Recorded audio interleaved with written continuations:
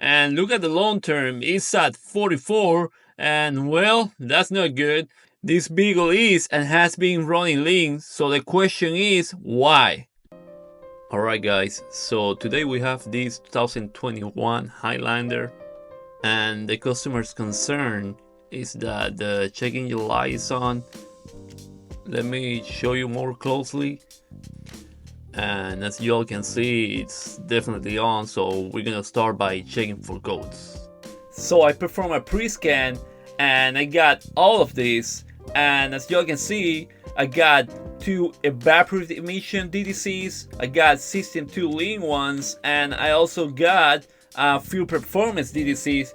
So what I wanted to do was to go then and look at the data to kind of gain some direction to know where I wanted to start testing, you know? So I'm gonna start by selecting the short term. Look at this short term, it's 3%, that's high. I'm gonna also select the engine RPM and also the long term.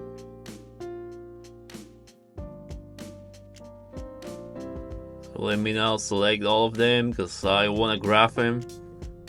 So we got the engine idling now, we got the short term at 3%, and look at the long term, it's at 44, and well, that's not good.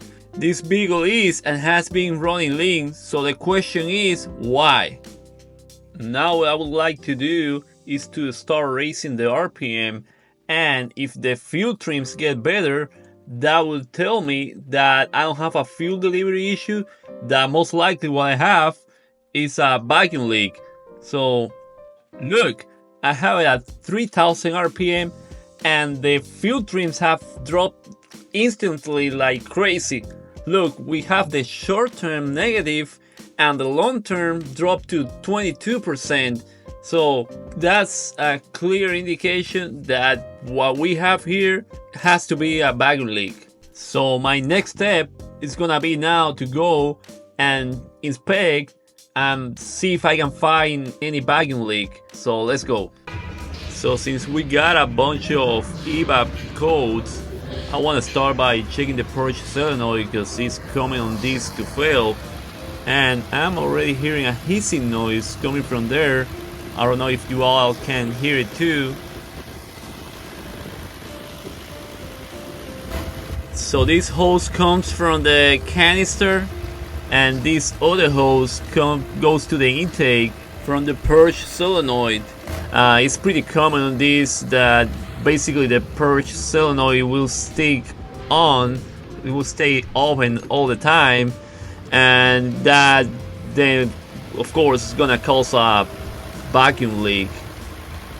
So what I'm about to do now is to pinch the intake hose, and look, will you look at that, got an instant drop on the RPM.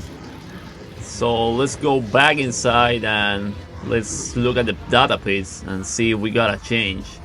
So look guys, instantly after pinching that hose, see how the short-term field trims went completely negative? That's another confirmation that the root cause of our problem, in this case, is gonna be the purge solenoid.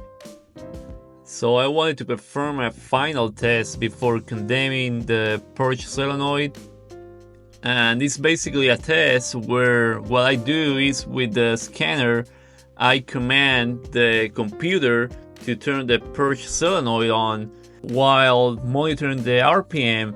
And if every time I command the purge solenoid to turn on, I get a change on the RPM, that tells me that electrically wise, we have no issues, the computer is commanding the solenoid, and that will be a total confirmation that the solenoid is the problem.